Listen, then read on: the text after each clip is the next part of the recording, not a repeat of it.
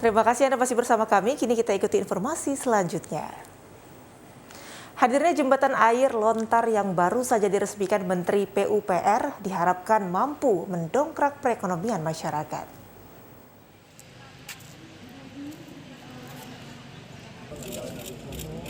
Jembatan permanen air lontar di Desa Lontar, Kecamatan Muara Jaya, Kabupaten Ogan Komering Ulu selesai dibangun. Jembatan ini diresmikan Menteri PUPR Basuki Hadimulyono. Pembangunan jembatan rangka baja sepanjang 90 meter, lebar 6 meter ini menghabiskan dana sebesar 9,8 miliar rupiah.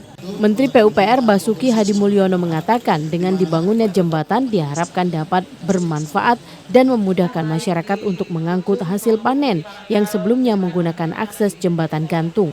Dibangunnya jembatan ini membuktikan pemerintah memprioritaskan pembangunan merata sampai ke desa.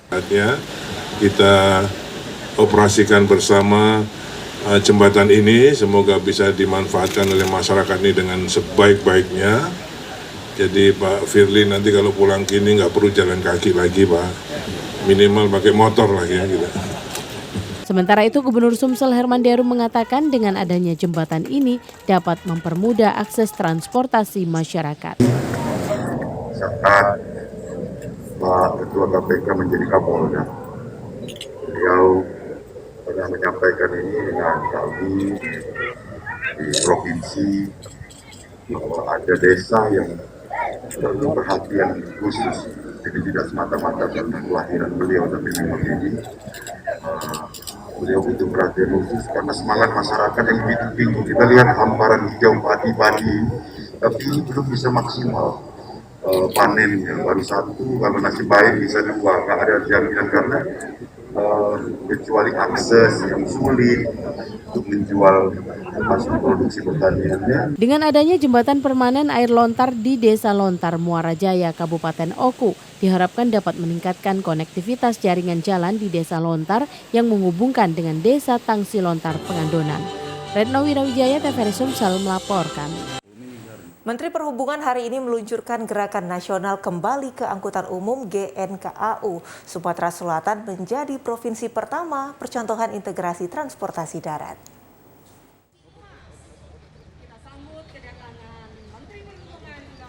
Gerakan Nasional Kembali ke Angkutan Umum akan terintegrasi pada semua moda transportasi darat, mulai dari LRT, angkutan kota dan transmusi, mulai dari Bandara SMB 2 sampai ke pusat kota Palembang, seperti Pasar 16 Ilir dan kantor pemerintahan Sumsel.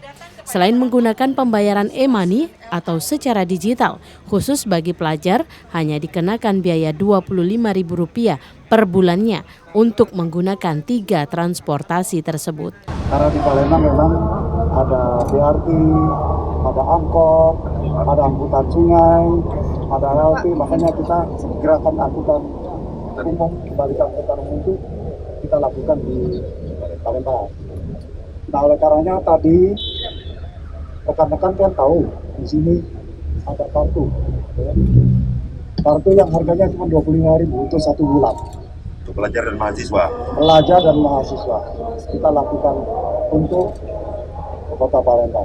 Nah, kita harapkan ini digunakan secara masif karena ini juga ada kegiatan kolaboratif antara LRT, BRT dengan angkot dengan kartu ini. Gubernur Sumsel Herman Deru mengapresiasi program dari Kementerian Perhubungan dan menghimbau agar masyarakat dapat merubah pola pikir dan kebiasaan untuk penggunaan angkutan umum. Di daerah ini, baik masyarakat maupun pemerintah kota dan provinsi harus siap merubah mindset bahwa naik angkutan umum itu bukan hanya sekedar hemat, tapi pasti nyaman dan lebih aman. Maka di awal April ini nanti kita akan sudah mulai juga bekerja sama dengan Kementerian Perhubungan akan meluncing angkot ber-AC.